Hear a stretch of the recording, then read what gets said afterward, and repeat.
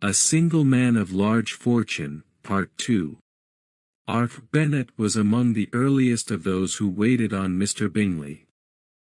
He had always intended to visit him, though to the last always assuring his wife that he should not go, and till the evening after the visit was paid she had no knowledge of it.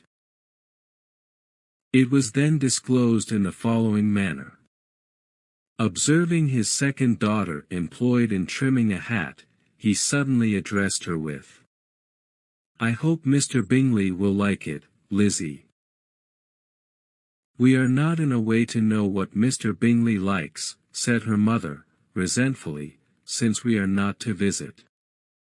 "But you forget, mamma," said Elizabeth, "that we shall meet him at the assemblies, and that Mrs. Long has promised to introduce him." "I do not believe Mrs. Long will do any such thing. She has two nieces of her own. She is a selfish, hypocritical woman, and I have no opinion of her." "No more have I," said Mr. Bennet, "and I am glad to find that you do not depend on her serving you." Mrs. Bennet deigned not to make any reply, but, unable to contain herself, began scolding one of her daughters. "Don't keep coughing so, Kitty, for heaven's sake. Have a little compassion on my nerves. You tear them to pieces."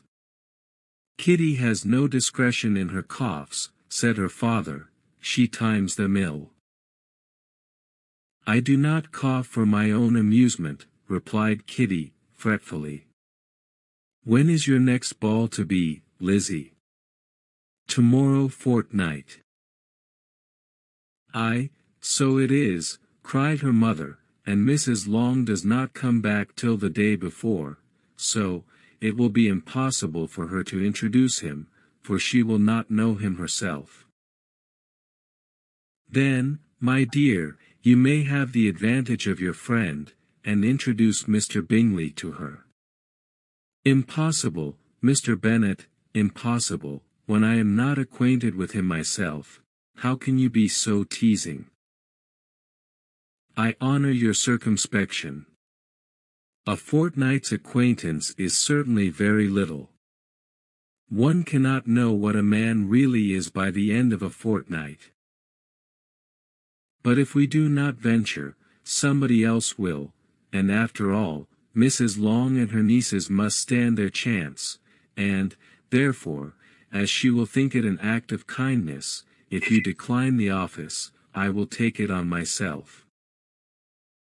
The girls stared at their father. Mrs. Bennet said only, "Nonsense, nonsense." "What can be the meaning of that emphatic exclamation?" cried he. "Do you consider the forms of introduction, and the stress that is laid on them, as nonsense? I cannot quite agree with you there. What say you, Mary? For you are a young lady of deep reflection, I know, and read great books, and make extracts." Mary wished to say something very sensible, but knew not how. "While Mary is adjusting her ideas," he continued, "let us return to Mr. Bingley." "I am sick of Mr. Bingley," cried his wife. "I am sorry to hear that, but why did you not tell me so before? If I had known as much this morning, I certainly would not have called on him. It is very unlucky, but as I have actually paid the visit, we cannot escape the acquaintance now." The astonishment of the ladies was just what he wished, that of Mrs. Bennet perhaps surpassing the rest, though when the first tumult of joy was over, she began to declare that it was what she had expected all the while. "How good it was in you, my dear Mr. Bennet! But I knew I should persuade you at last. I was sure you loved your girls too well to neglect such an acquaintance. Well, how pleased I am! And it is such a good joke, too, that you should have gone this morning, and never said a word about it till now. Now, Kitty, you may cough as much as you choose, said Mr. Bennet, and, as he spoke, he left the room, fatigued with the raptures of his wife.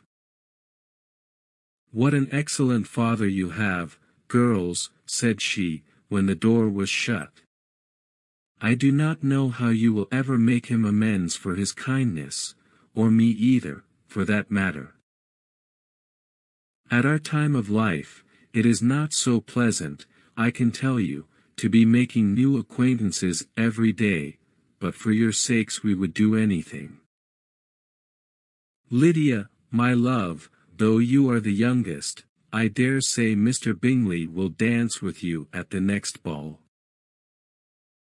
Oh, said Lydia, stoutly, I am not afraid, for though I am the youngest, I'm the tallest.